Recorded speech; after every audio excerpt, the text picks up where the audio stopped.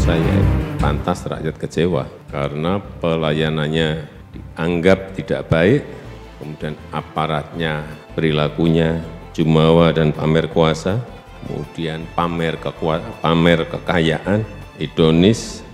PPT kan bisa melakukan secara proaktif. Bayangin, ini super power. Secara intelijen dia mengetahui semuanya, secara kewenangan dia bisa masuk ke dalam dan menganalisis data. Dan PPTK sudah melakukan ini. Faktanya, sekarang meledak kasus ini, PPTK memberikan statement ke media, kita sudah melakukan analisis dan pelaporan.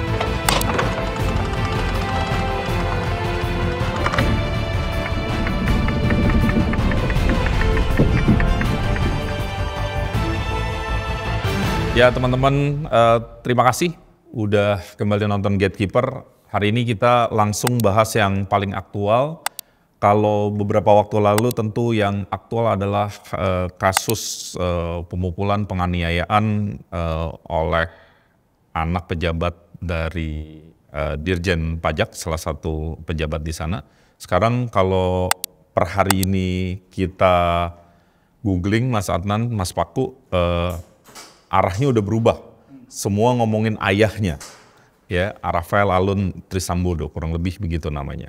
Dan hari ini Gatekeeper mau ngebahas ini mudah-mudahan lebih mendalam, ya, karena di depan saya ini ada Mas Paku Utama, Mas Adnan, dua-duanya peneliti, lembaganya beda. Mas Adnan dulu lama di ICW begitu ya, sekarang Divisi Integritas. Mas Paku Utama memang ahli di bidang hukum. Kita ingin mengamati ini nih, kan publik lagi sama-sama mendorong dan mendapatkan energi baru melihat, nih kalau bahasanya orang dulu nih, ini jadi kelihatan umur nih, ini rekening gendut gitu ya. Iya kan, kalau dulu kan ramai rekening gendut kan. Rekening gendut, Mabes Polri. Mabes Polri dan banyak pejabat negara juga sebenarnya rekeningnya gendut-gendut. Tetapi menariknya sekarang kita dapat energi baru, publik resah lagi begitu kita punya kasus penganiayaan. Dan begitu ditelisik orang tuanya, hartanya dahsyat yang dilaporkan di LHKPN 56 miliar. Sekarang jurnalis lagi menelisik, konon kabarnya melampaui atau bahkan jauh dari itu. Nah ini kan ketidakpatutan atau ketidaksesuaian dengan profilnya kan menarik. Konstruksi atau instrumen hukum yang sekarang ada, itu artinya dalam tanda petik boleh nggak ya salah satu hipotesanya kita bilang sistemnya nggak cukup gitu, LHKPN doang nggak cukup karena terbukti ya sekarang biar nggak panjang lebar Rubiconnya nggak jelas, Harley-nya kemarin di state KPK udah pasti bodong dan seterusnya. Berarti hipotesa pertama saya misalnya ini emang nggak cukup instrumen hukumnya, setuju nggak Mas Paku atau Mas Adnan? Kalau saya justru mau berangkat dari ini dulu. Gimana Mas? Bercandaan lama juga. Nah, pajak itu separuhnya itu sudah hilang duluan. Wah, gimana tuh? Asumsinya kalau sekarang itu misalnya kita dapat 1.500 triliun, itu ada yang bercanda ya, separuhnya itu sudah hilang sebenarnya. Hilang mana? Ya hilangnya salah satunya yang bisa kita lihat dari fenomena kasus-kasus korupsi yang ditangani oleh KPK yang melibatkan pegawai pajak atau pejabat pajak.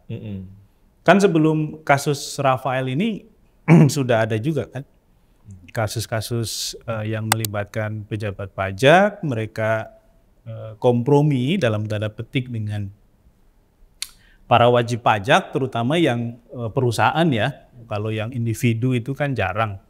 Kalau yang perusahaan ini biasanya kan karena bayar pajaknya besar-besar, ya ada tahapan untuk quote and quote bernego, bermain, dan akhirnya bisa mengurangi pajaknya gitu. Di konten kita sebelumnya sama Season kita bahas itu tuh ya, Mas, itu yang salah satu miliar hal yang muncul ya waktu itu gitu ya.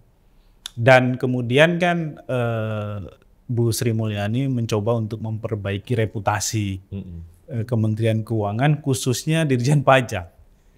Karena begitu ada kasus, biasanya masyarakat ini langsung gerah, geram, dan sekaligus kemudian muncul Misalnya pernyataan, sudahlah kita nggak usah bayar pajak. Orang pajaknya juga dikorupsi kok, gitu ya. Yang bayar pajak makan Indomie, yang petugas pajak naik Harley gitu. Itu kan ada di TikTok tuh, bukan gua. Atau ada juga yang ngomong kan, kalau bayar pajak itu orang miskin ke orang kaya, kalau bayar zakat orang kaya ke orang miskin kan gitu. Jadi emang akhirnya banyak sinisme yang muncul ya, dan itu bukan sesuatu yang baseless ya, bukan sesuatu yang tanpa dasar. Ada dasarnya dan masyarakat memang punya hak untuk menuntut Kementerian Keuangan lebih jujur, lebih transparan. Kan kasarnya ini duit gua gitu, gua dapetinnya ini susah. Nah, cuma masalahnya kan balik lagi, sekuat apapun upaya-upaya reform yang katanya sudah dilakukan, ternyata celah-celah untuk adanya potensi korupsi, fraud, permainan itu kan juga masih ada ya. Dan kalau kita lihat kecenderungan para pejabat mengekspos diri mereka, keluarga mereka di media sosial, jelas mereka hampir semuanya menunjukkan apa yang mereka punya, ya, kebendaan, kemewahan, kemudian gaya hidup dan lain-lain. Terakhir bea cukai itu. Ya, termasuk bea cukai Jogja ya. Mungkin saja bukan hanya Jogja gitu, ada lagi di tempat lain. Nah, pertanyaannya kan kembali ke sistemnya, kok nggak bisa nangkal hal-hal semacam ini. Kita punya LHKPN sebagai aturan, kita punya undang-undang TPPU misalnya, kita juga ada pasal khusus yang mengatur soal pidana gratifikasi di dalam undang-undang tipikor kita gitu. Tapi kok ya ini kemarin juga ketika mau dicoba klarifikasi, ya saling lempar bola panas ini kan. KPK bilang, loh kami dulu kan cuma jadi tembusan saja gitu, laporannya tidak ke kami tapi ke kejaksaan. Ini sistem yang kurang apa jangan-jangan kitanya yang kurang memahami aturan-aturan itu, atau jangan-jangan ada pasal-pasal yang bisa didorong untuk menjerat. Gimana Mas Paku? Cuman itu yang belum, keberanian atau progresivitas seperti itu yang belum pernah kita lakukan, Mas Paku. Sebenarnya masalahnya tuh berlapis Mas. Cuman saya mau mulai dari kerangka aturannya dulu, regulasi. Karena kan kalau kita mau main apapun, kan ada tata cara. Karena kalau kita googling, sekarang ada pertanyaan, bisa nggak asetnya dirampas? Bagaimana kalau misalnya si pejabat, kalau saya ngeliatnya tidak hanya pejabat yang saat ini di highlight, tapi semua pejabat negara atau penyelenggara negara yang asetnya, tanda kutip, melampaui dari apa yang dia terima. Dan dia daftarkan, tadi di-mention tentang laporan harta kekayaannya nih, si penyelenggara negara. Bisa nggak? Pertanyaannya bisa atau enggak? Nah, bahkan kalau kita dalami lagi, coba kita riset, jawabannya pun bervariatif. Nah, sekarang kita lihat pasalnya.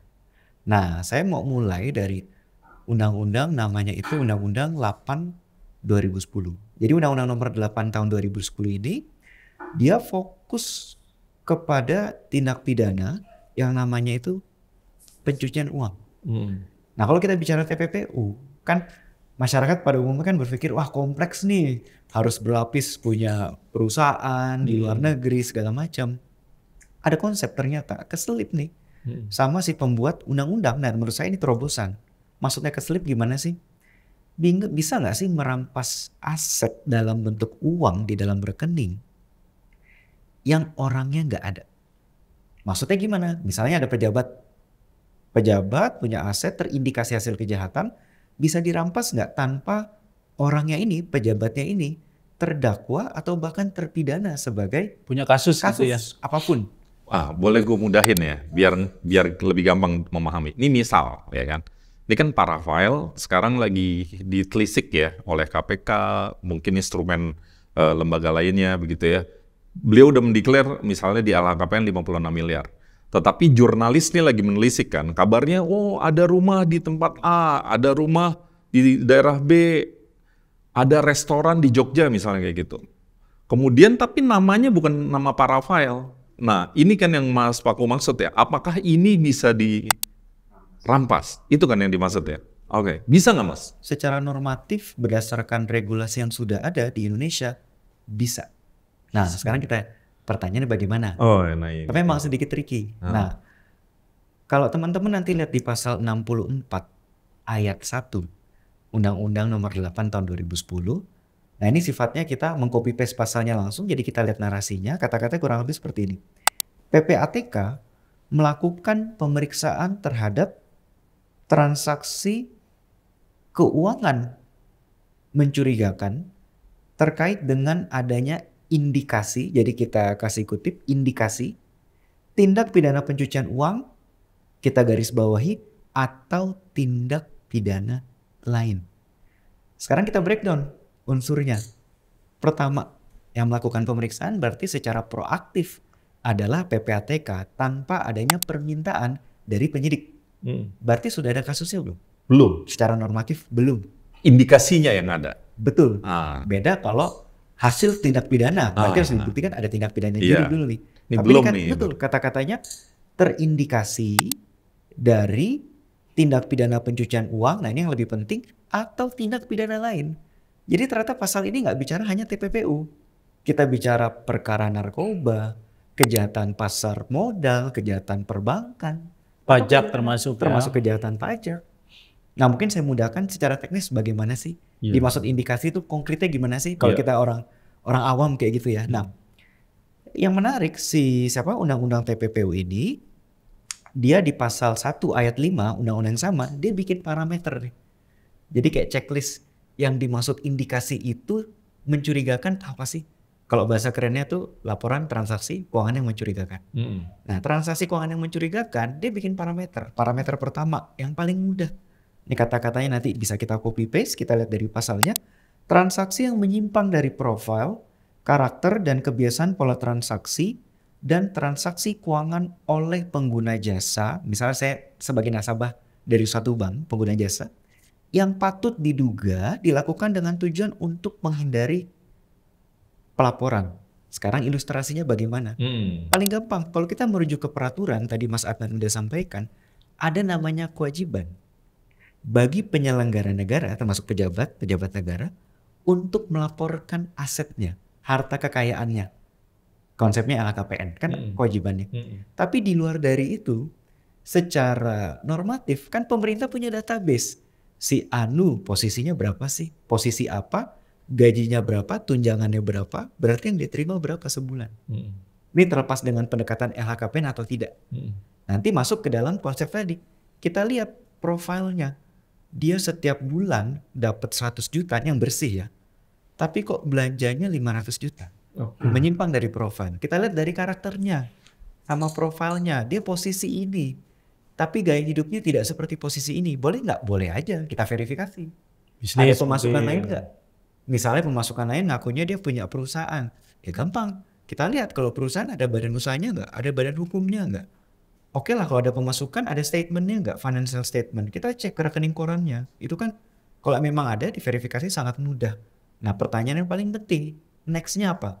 Dengan parameter yang dibangun tadi, cuman pertanyaannya siapa yang melakukan? Itu, saya di kepala saya itu tuh. Betul. Yang melakukan pertama adalah namanya, kalau dalam undang-undang tadi ada konsep pihak wajib lapor.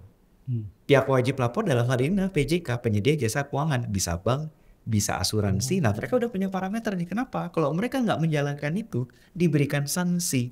Bank takut untuk tidak comply. Kenapa? Jualannya bank apa sih nomor satu? Trust, integritas. Makanya mereka harus comply terhadap regulasi. Nah singkat cerita, bank membuat parameter ini secara voluntary, sukarela, mereka melaporkan kepada PPATK.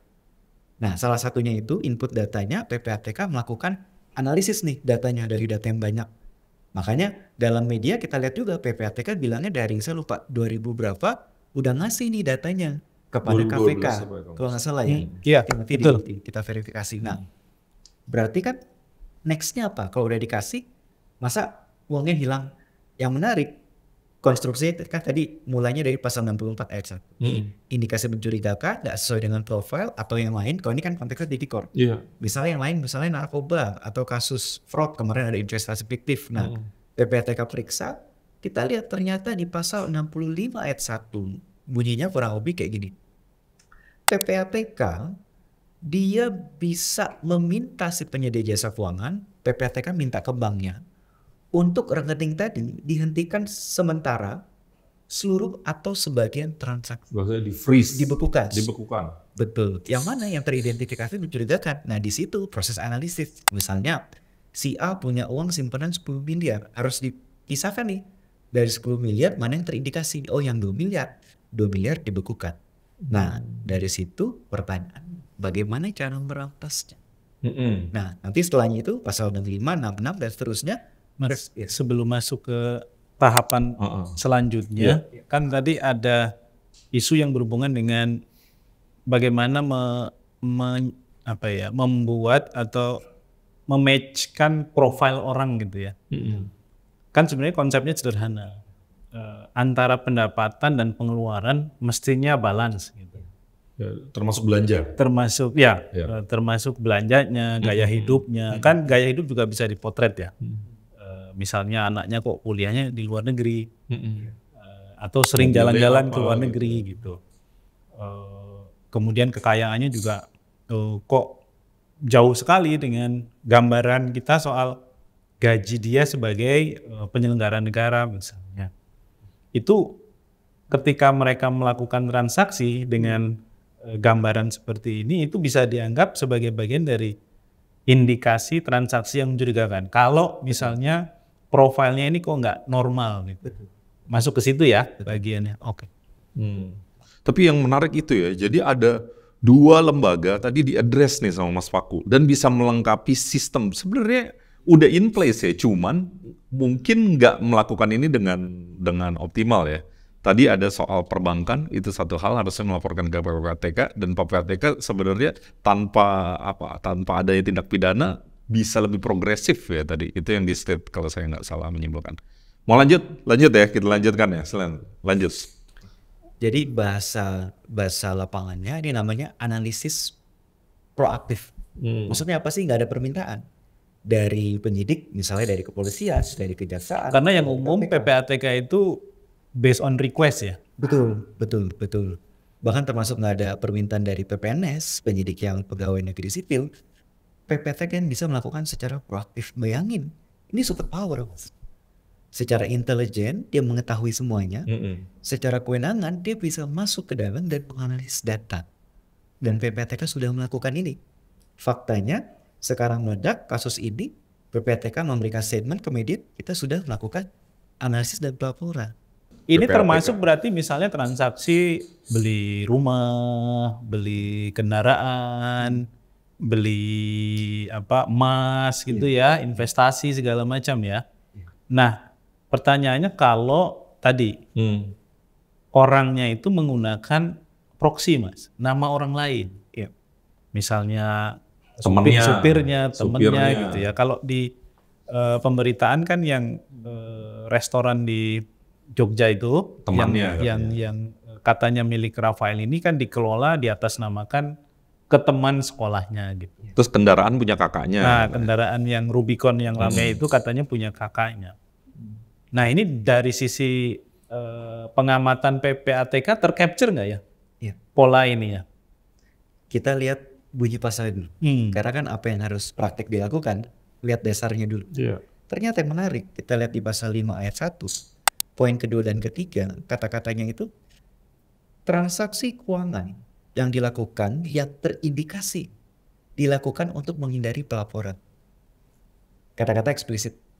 Atau transaksi yang terjadi atau batal dilakukan yang menggunakan aset terindikasi dari hasil tindak pidana. Berarti kalau saya penyelenggara negara karena tahu gaji saya 50 juta dengan ini itu, tunjangan ini itu, tapi transaksi saya 5 miliar. Sehingga saya pakai nama misalnya supir saya, keponakan saya, tetangga saya. Taruhlah gajinya 100 juta kayaknya juga nggak akan dapet ya 56 miliar ya. Ya kan? Maksudnya kalau mau balik lagi ke tadi ya, indikasi transaksi yang mencurigakan dari seseorang. Karena kan yang harus dihitung juga kan belanja sehari-harinya juga. Kan nggak mungkin 100 juta itu di-keep sebagai saving semua kan. Pasti ada pengeluaran-pengeluaran yang wajar juga.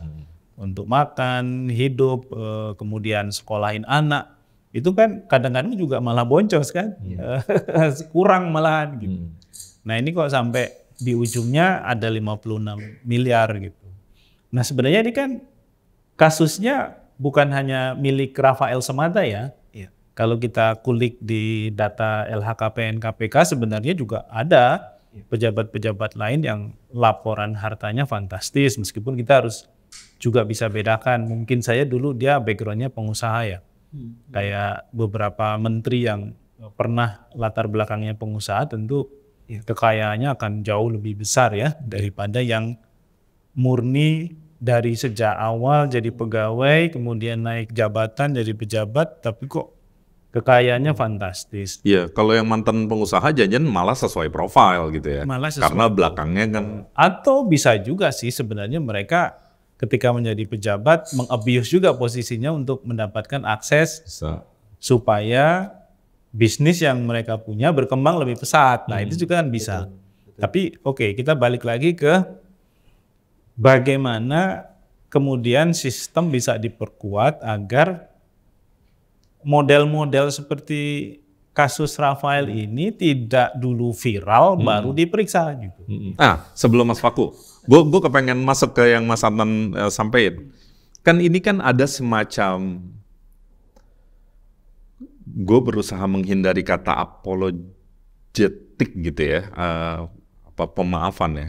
Kan ada juga yang bilang nih, ya sebenarnya teman kita juga yang bilang, intinya gimana ngawasin puluhan ribu ASN di Kementerian Keuangan atau ratusan ribu atau mungkin jutaan ASN, kalau nggak salah 2 juta ya, ASN di seluruh Indonesia, gimana cara ngawasinnya?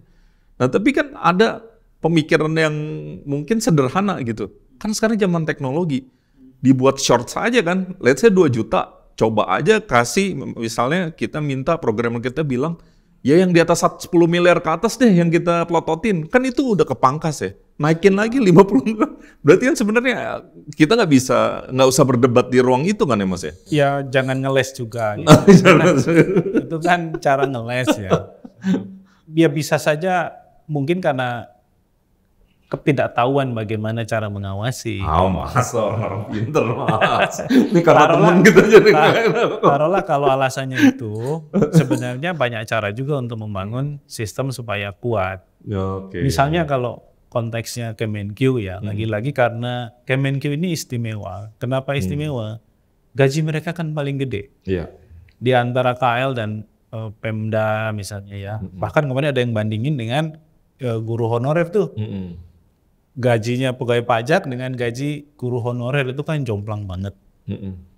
Apalagi kemudian lebih miris lagi, sebagian besar ASN yang terjerat pinjol itu guru Mas. Ya Allah. 41% dari total ASN yang kena kasus pinjol itu. Gitu. Jadi ini juga ada sesuatu yang penting untuk digarisbawahi, bahwa ketika satu institusi itu mendapatkan keistimewaan untuk bisa mendapatkan gaji lebih besar, berarti tanggung jawab mereka untuk membuat akuntabel juga jadi jauh lebih besar. Nah, ini terlepas dari pendekatan merampas ya, dari aset yang dianggap tidak wajar ya, karena topik kita soal ini, tapi kan juga ada sisi lain yang ini menurut kita juga perlu diperkuat. Ya, salah satunya misalnya bagaimana mekanisme red flag itu dibangun di inspektoratnya. Sederhanain Mas, biar publik yang nggak paham red flag tuh maksudnya gimana? Itu kan sebenarnya cuma ada semacam sistem yang berbunyi kalau ada indikasi yang aneh. Gitu. Nah, siapa-siapa yang bisa masuk ke situ, ya tinggal dibangun aja kan indikatornya. Siapa yang punya otoritas masuk misalnya ke gitu. Pejabat yang posisi-posisinya strategis dan potensial untuk korupsi. Kan banyak tuh ya, kalau bank berangkatnya dari tupoksi saja misalnya, itu kan jelas. Ini mungkin kalau dari asesmen kita nggak terlalu nih. Oke, itu nggak masuk. Ini yang ngurusin dispute. Nah, ini yang ngurusin sengketa pajak. Nah, ini berarti titik rawan. masukan. Oke. Kemudian dari sisi harta kekayaan yang mereka punya. Kalau sampai 20 miliar ke atas, Nah, plototin. nah itu kan yang harus masuk kotak dulu supaya ada sampling dalam pengawasan juga. Karena memang benar tadi kalau diawasi satu-satu yang nggak mungkin, apalagi pendekatannya manual gitu. Nah, tapi kan sekarang ada Udah nggak musim juga teknologi. pendekatan manual ya. Teman-teman Kemenq bisa aja minta tolong yang aplikasi LHKPN mereka itu didesain ulang sedemikian rupa supaya nanti akan ada titik-titik rawan yang akan terbaca terus. Dan disitulah fungsi inspektorat untuk mengawasi dan melakukan pemeriksaan lebih lanjut gitu ya. Jadi ada banyak cara untuk membangun lah. Meskipun lagi-lagi kan isunya kalau sudah di internal kementerian seberapa kuat kemauan dari misalnya Bu Sri Mulyani untuk memperbaiki ini semua gitu. Jangan sampai kalau kasusnya yang kemarin ini kan yang viral yang diperiksa, yang dicopot gitu ya. Nah ini bagaimana yang nggak viral gitu. Karena kan netizen juga capek dong, tiap hari harus belejetin datanya atau apa foto-fotonya para pegawai Kemenq. Jadi ini juga harus proporsional gitu.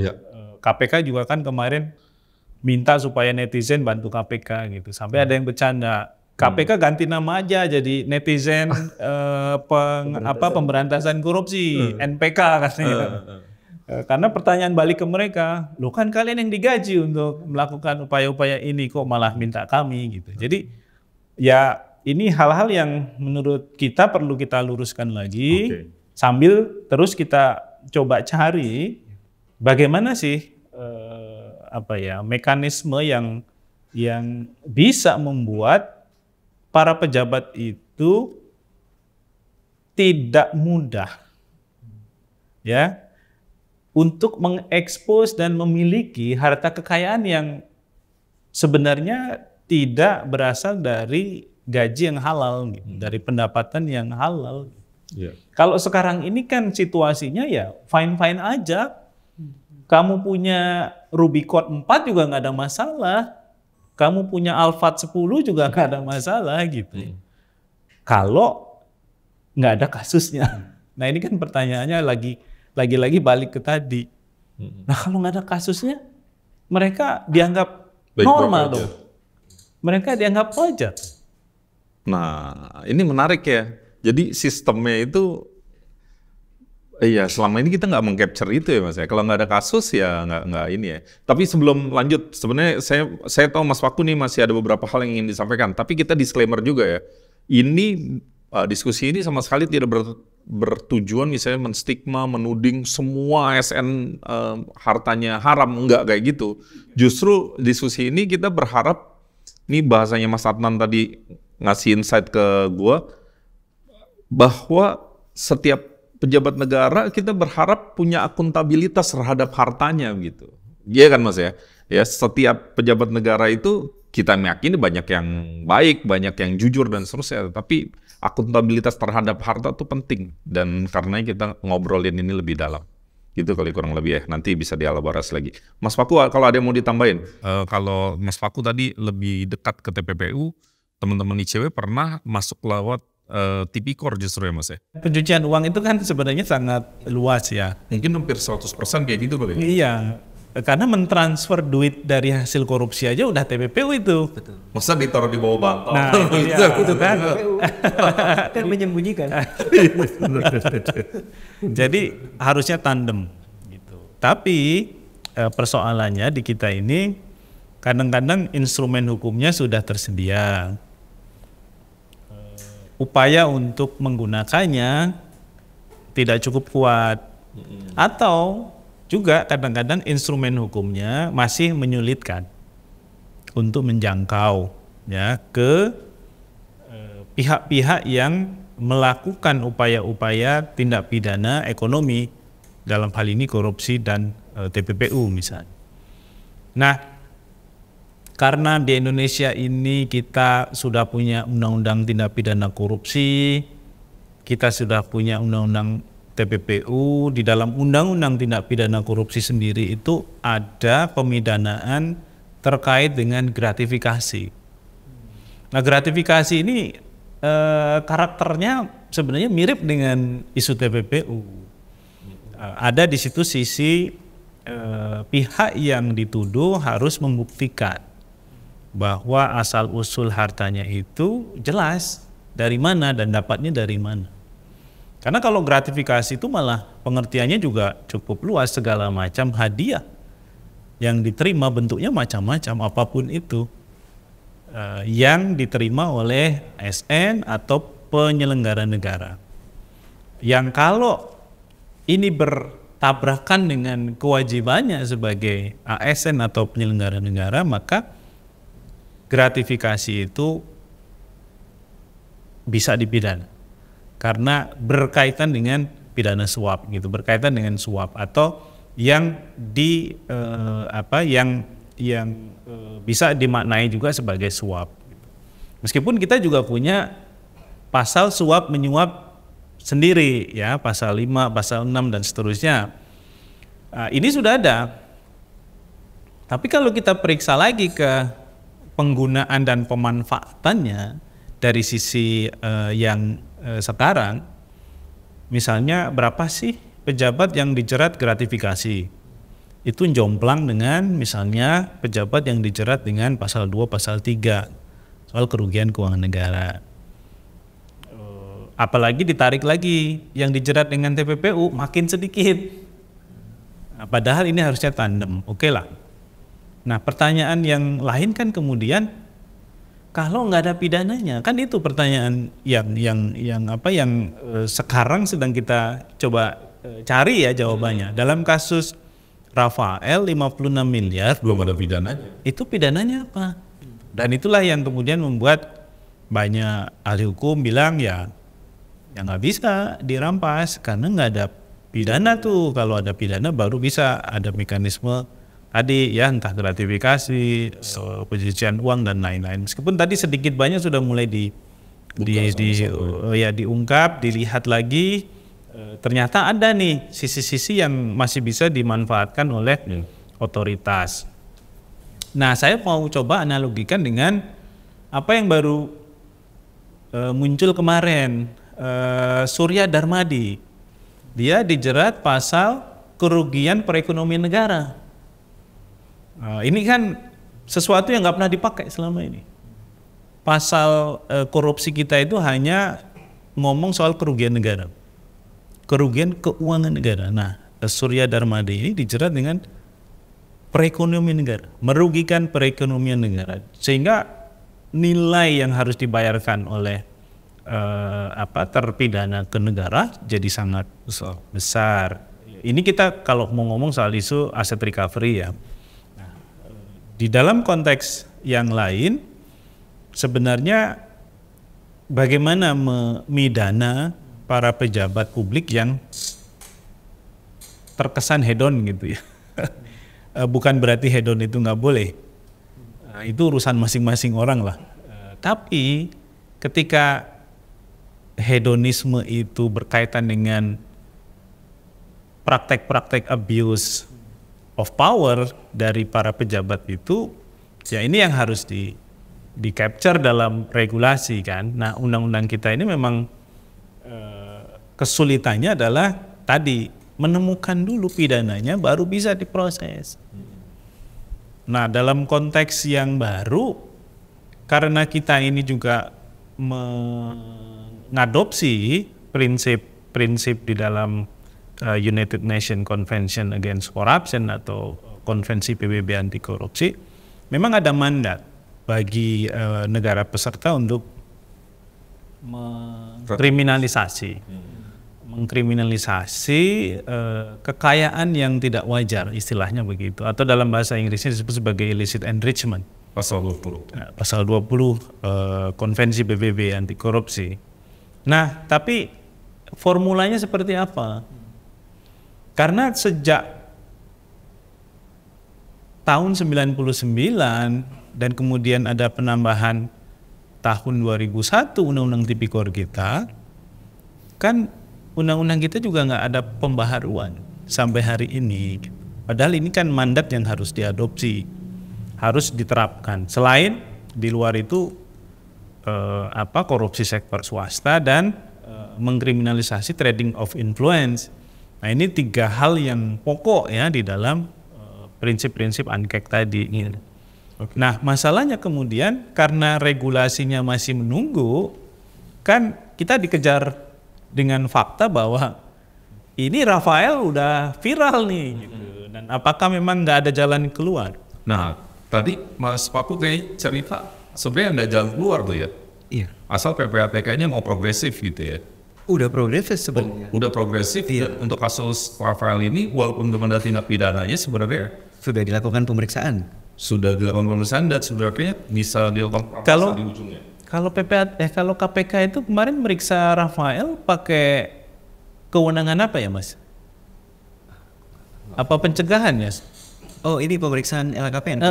Iya, itu berarti klarifikasi LHKPN-nya ya, Pemeriksaan lebih ke atas aset yang fungsi pencegahan KPK ya, bukan pemeriksaan dalam rangka memeriksa indikasi tindak pidana ya. Iya. Oke.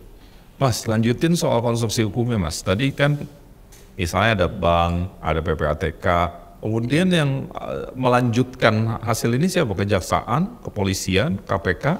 Nah, yang menarik kalau dalam konstruksi hukum yang di Undang-Undang 8 2010 kita bicaranya merampas tanpa adanya terpidana gitu ya. Oke. Bahkan tidak ada fungsi penuntutan, jadi nggak ada jaksanya. Mas Paku, tidak ada terpidana ini maksudnya terpidananya kabur ke luar negeri, ada proses hukumnya tapi terpidananya kabur atau tanpa perlu memidana orang? Jadi esensi dari pasal ini, karena yang Mas Adnan bilang itu semua variasi itu bisa jadi terpidananya sudah ada tapi buron, tapi diidentifikasi asetnya, atau dari awal nggak ada terpidananya atau nggak ada tersangkanya, tapi aset ini bisa diindikasikan ini hasil misalnya jualan narkoba dalam bentuk rekening. Jadi memang di pasal 64 fokusnya kepada transaksi keuangan, rekening, bahasa gampangnya di bank. Ada rekening atas nama si X, ditelusuri siapa nih, ada di desa, dia sendiri juga nggak tahu punya duit kayak gini kan, KTP-nya dipinjam segala macam, ternyata terindikasi dari hasil narkoba. Jadi memang tujuan filosofi adanya pasal ini khususnya itu untuk menjangkau aset-aset, bahkan bukan aset hasil tindak pidana kalau kata-katanya di pasal 64 yang terindikasi TPPU atau tindak pidana yang lain. Jadi yang Mas akan sampaikan betul, ada tersangkanya bahkan udah jadi terdakwa, udah ada penuntutannya, orangnya kabur atau orang yang meninggal, tapi ada asetnya dirampas, atau bahkan orangnya dari awal nggak ada. Taunya dari mana? Narasi pasalnya sangat eksplisit. Setiap transaksi tadi kalau kita lihat,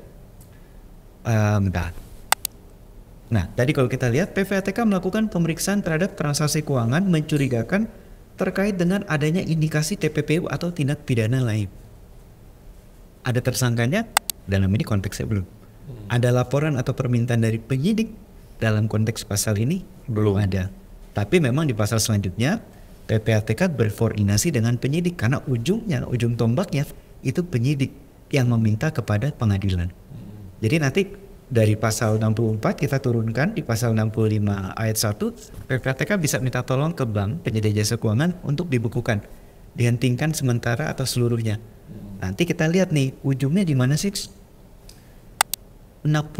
ayat 2. Pasal 67 ayat 2 bunyinya, dalam hal yang diduga, bahkan kata-katanya diduga, berarti kan bisa jadi kasusnya juga nggak ada kan? Dalam hal yang diduga sebagai pelaku tindak pidana tidak ditemukan dalam waktu 30 hari. Berarti confirm kan dari pertanyaan Mas Adnan, pelakunya nggak ada. Bisa jadi udah dalam proses persidangan atau tidak ada kasus dari awal. Pelakunya yang diduga tidak ada dalam waktu 30 hari, penyidik dapat mengajukan permohonan kepada pengadilan negeri untuk memutuskan harta kekayaan tersebut, harta kekayaan dari awal tadi terindikasi hasil tindak pidana, dilakukan pemeriksaan sebagai aset negara atau dikembalikan kepada yang berhak, dalam hal ini korban. Ini Pak Angkes. Tapi kalau ini biar gampang ya memahaminya ya, publik memahaminya Mas. Misalnya kalau kasus Parapael misalnya, Iya. ini kan misal ya, dugaan, ada dugaan misalnya punya aset, ya sebut saja misalnya restoran lah yang lagi ramai misalnya. Nah kalau ini PPATK menganggap ini ada indikasi, seperti yang Mas Woko sampaikan, itu bisa direbut oleh negara. Malah ditambahin restorannya atas nama orang lain deh. Iya, restoran itu atas nama orang lain. Atas kendaraan, tanah, properti kan dari media udah banyak nih. Analisisnya teman-teman dari jurnalis udah dihimpun ya. Bahkan beberapa di dalam berita yang saya baca bukan atas nama si orangnya. Iya. Dengan kata-kata yang tadi itu bisa. Jadi jatuhnya kayak ngasih jebakan Batman. Maksudnya apa sih gini? Kita kasih waktu misalnya dalam hal ini 30 hari. Ada yang maju nggak ngaku?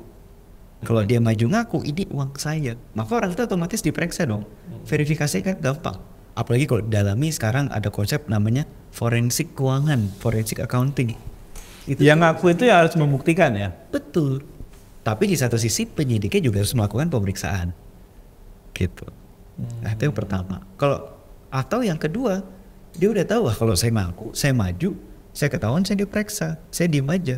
Ya otomatis dengan pasal ini asetnya dirampas melalui pengadilan negeri. Tetapi yang meminta adalah penyidik. Gitu. Jadi bisa dibilang ini potong kompas sebenarnya ya dari proses-proses pidana yang panjang, berliku-liku, belum lagi di tengah jalan kepleset. Tapi Ada. hanya terbatas, mohon maaf motong mas, hanya terbatas transaksi keuangan yang ada di Perbankan. Oh berarti yang kayak tanah, properti, restoran, emas segala macam itu nggak masuk Nggak ya? bisa. Tapi kan pintu masuknya dari transaksi perbankan. Kalau ada jual beli. Betul. Kalau misalnya itu sudah dimiliki lama, Iya. belum ada transaksi dan ini lagi mencuat kan rame-ramenya, itu berarti tetap status quo itu ya? Enggak juga mas. Balik ke yang paling normatif. Balik ke KUHP. Maksudnya apa? Di pasal 64, 65, 66 PPATK koordinasi sama penyidik. Dalam prosesnya kan ada pemeriksaan. Kalau kita lihat asasnya minimal harus ada 2 alat Bukti. Satu transaksi yang terindikasi.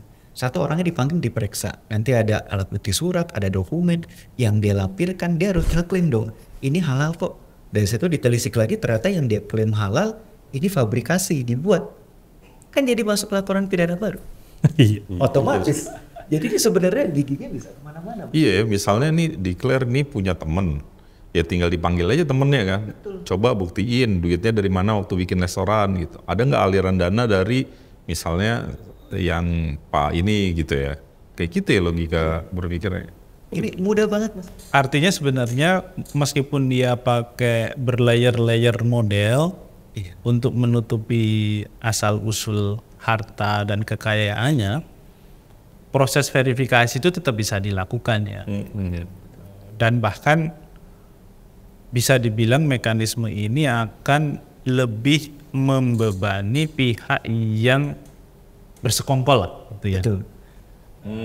Karena bagaimanapun kalau dirinya itu maju untuk mengklaim oke ini milik saya, Iya, dia harus siap diperiksa. justru dia harus diperiksa otomatis ketahuan malah kena pidana kalau dia memalsukan kan, dia menipu gitu. Paling sederhana kalau mas sebagai pemeriksa katakanlah Mas Imam PPATK secara proaktif menelusuri rekening saya kerjasama dengan Mas Adnan sebagai penyidik manggil saya terperiksa, saya datang bawa financial statement dong, laporan keuangan saya dong untuk membuktikan sebaliknya. Cari paling gampang, minta soft copy-nya, lakukan digital forensik, kapan ini dibuat? Ya, Ternyata dicatat asetnya dari tahun misalnya 2000, baru dibuat tahun 2023, 2 hari sebelum dipanggil. Otomatis kan jadi tindak pidana baru kan, bukan pakai yang ini lagi. bagi Jadi bisa KUHP. betul bisa masuk ke mobil, ke tanah segala macam. Iya bisa. Jadi sebenarnya sekarang dari aturan mainnya masih ada celah untuk dimanfaatkan, difungsikan, diefektifkan.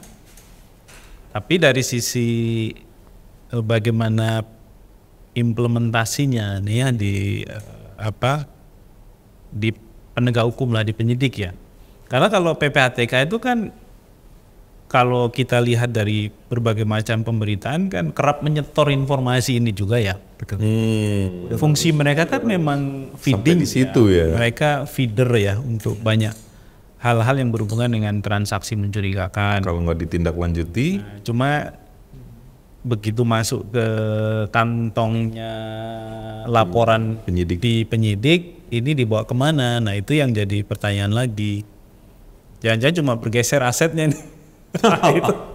itu yang juga akhirnya kalau kita ngomong soal kasus Rafael ini, ya ada beberapa pihak juga yang punya tanggung jawab untuk memastikan para pejabat ini tidak pongah ya, tidak sangat mudah leluasa menampilkan, menunjukkan harta kekayaannya gitu. Karena bagaimanapun masyarakat itu melihat kok, masyarakat tahu kok Anda itu kan cuma pegawai negeri misalnya, kok bisa punya rumah seperti ini, mobilnya 4, pembantunya ART-nya bisa 5 gitu ya, anaknya juga sekolah di tempat-tempat bagus, dari gaji terus sisanya itu diambil dari mana gitu.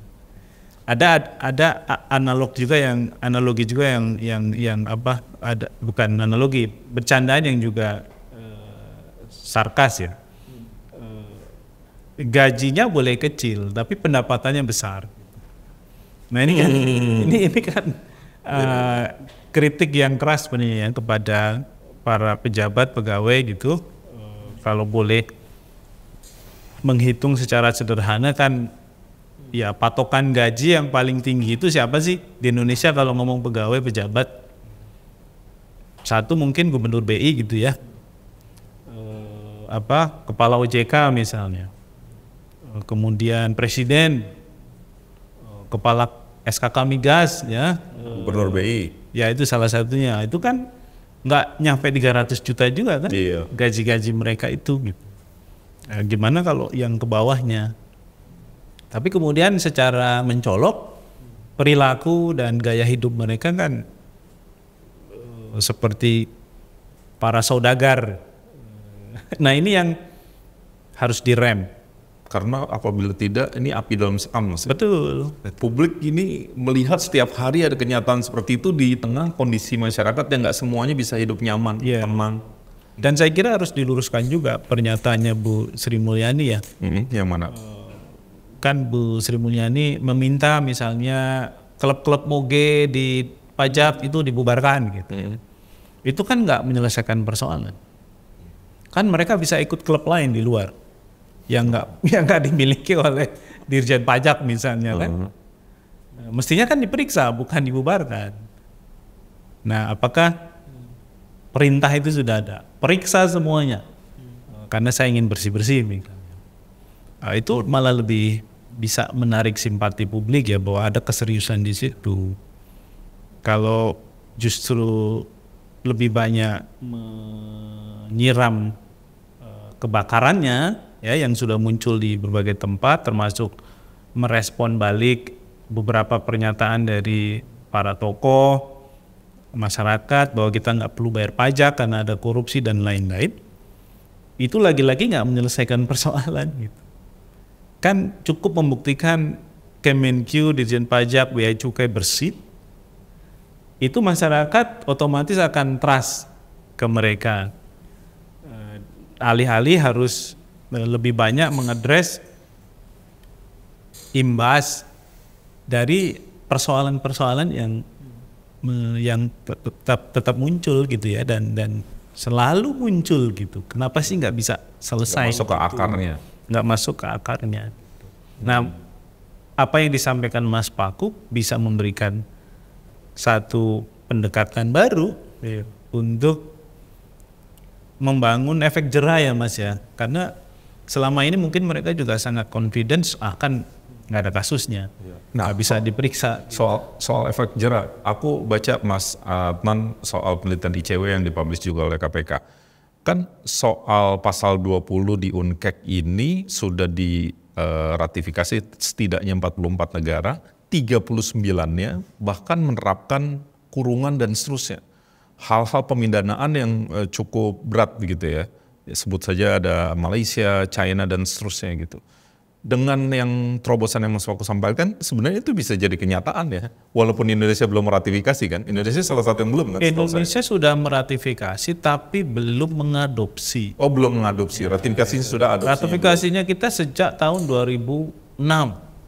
Undang-Undang nomor 6 tahun 2000, nomor 16 kalau nggak salah tahun 2006 itu kita meratifikasi secara resmi Konvensi PBB anti korupsi. Oke.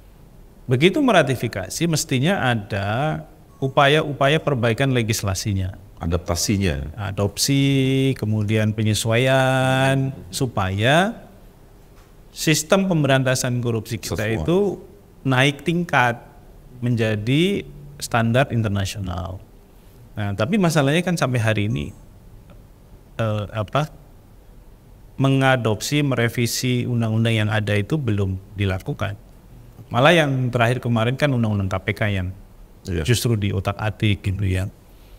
Tapi balik lagi lah ke apa yang tadi disampaikan oleh Mas Paku. Nah sekarang kalau kita bayangkan ya, misalnya PPATK sudah kerja keras menyortir informasi, menyaring, mengidentifikasi. Mungkin mereka juga kelelahan gitu ya, melihat begitu banyak transaksi yang seliwar-seliwar dan mereka tahu ini ada beberapanya yang sebenarnya transaksinya mencurigakan, sudah disetor gitu kepada tim yang lain di level penyidikan tapi nggak jalan nih. Apakah mungkin misalnya kita test case aja untuk kasus Rafael ini kita Jalan nggak gitu ya? Bisa nggak mekanisme yang tadi disampaikan Mas Paku jalan? Karena kalau jalan ada presiden. Nah, begitu ada presiden biasanya berikutnya akan lebih mudah. Mas Paku, Mas Adnan, ini mungkin terakhir nih. Apa ya yang perlu kita perhatikan ya dari kasus ini? Mungkin ada hal-hal yang sebenarnya penting, tapi mungkin masyarakat awam belum paham nih. Seberapa kasus ini bisa membuka atau menggulirkan bola salju masalah ke depan. Kalau kita tidak kelola dengan baik, kalau Kementerian Keuangan tidak kelola dengan baik, kalau kepala negara juga mungkin nggak turun tangan. Ada nggak hal-hal yang mau diadres Mas Paku atau Mas Adnan? Ya kalau aku misalnya ya ngomong soal kasus pajak ini kan lagi-lagi menggerogoti kepercayaan masyarakat ya ke pemerintah. Dalam hal ini ke Kementerian Keuangan. Masyarakat sebagai wajib pajak tentu mereka geram melihat perilaku pejabat di pajak yang seperti itu. Dan implikasinya kalau kegeraman ini tidak diakomodasi lewat upaya-upaya yang cepat dan serius dari pemerintah atau dari Kementerian Keuangan, ini kan bisa menjadi masalah yang lebih serius ke depan. Salah satunya ya karena Indonesia bagaimanapun sekarang sudah bergantung pada pajak sebagai sumber pendapatan negara gitu. Dan negara ini kan mengelola banyak hal ya. Ada program Kartu Indonesia Pintar, Kartu Prakerja, BPJS Kesehatan, subsidi BBM dan lain-lain kan. Yang itu semuanya kan juga dari duit masyarakat. Bayangkan kalau masyarakatnya melihat misalnya pemerintahnya nggak serius menangani soal ini, mereka akhirnya enggan untuk membayar pajak, patuh membayar pajak, tentu APBN kan menjadi kolaps. Dan kalau kolaps ya balik lagi ke kita. Mana tuh? Mungkin utang luar negerinya menjadi lebih besar lagi dan kita gagal untuk take off menjadi negara yang ekonominya jadi lebih kuat gitu ke depan gitu. Jadi saya kira ini pesan yang sangat serius dari masyarakat kepada negara untuk bagaimana memastikan pengelolaan keuangan negara, pengelolaan kekuasaan negara, kewenangan negara itu bisa dilakukan secara akuntabel, sehingga di situ akan ada trade-off-nya. Trade-off-nya apa? Masyarakat jadi percaya, masyarakat akhirnya juga mau terlibat, berpartisipasi, karena mereka yakin uang yang mereka bayarkan sebagai pajak itu tidak diselewengkan. Mas Fakul, gimana? Apa? Menurut Ini menurut saya sih Mas Imam, Mas Adnan, ini taruhannya Menteri Keuangan termasuk taruhannya Presiden. Kenapa? Bulan-bulan Maret ini dan ke depan, ini kan bulan-bulan kolek pajak nih Mas. Inline dengan yang disampaikan Mas Adnan. Gimana kalau masyarakat ini 280 juta populasi manusia kurang lebih ya, yang geram, muak melihat kasus ini baik dari penganiayaan maupun tanda kutip pamernya seorang PNS katakanlah ya, yang gaya hidupnya seperti ini, di mana mohon maaf sekarang habis COVID, sekarang kita ada isu tanda kutip krisis ekonomi dunia yang mungkin kecil ataupun besar, ada sedikit atau tidak dampaknya dengan Indonesia. Kan banyak orang di masa yang lapar, yang sakit, mungkin meninggal, nggak bisa makan, kita nggak tahu kan. Kenapa dibilang taruhan besar? Kalau ini tidak ditangani, tanganinya apa? Satu, kasus ini harus dilakukan sesuai dengan regulasi tadi.